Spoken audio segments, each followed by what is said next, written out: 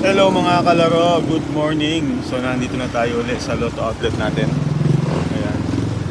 So kanina nandun tayo sa Malolos, kumuha tayo ng cheque.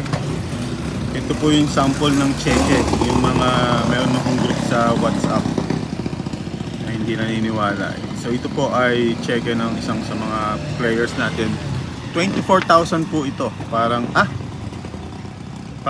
16,000. 40 pesos na 2D. May tax 20,000, 10,000 pataas may 20% tax, kaya kung tataya po kayo 20-20 lang. Yung player natin tumaya ng 40 kaya may tax. Okay, so ito yon, dideposit ko to pero nabayaran ko na po siya, inabunuhan ko lang. Alright, so ini-invite ko po kayong tumaya ng Lotto sa Lotto outlet namin. Kung ikaw po ay nasa ibang bansa or kung ikaw ay malayo sa bayan, i-message mo lang kami dito sa video para makita nyo, para makausap nyo po kami. Alright, so ang jackpot natin ngayong gabi 658, 50 million, 645, 13 million. Kita nyo ba? 4D10 hanggang 100,000. Okay, thank you very much. See you mamaya alas 2.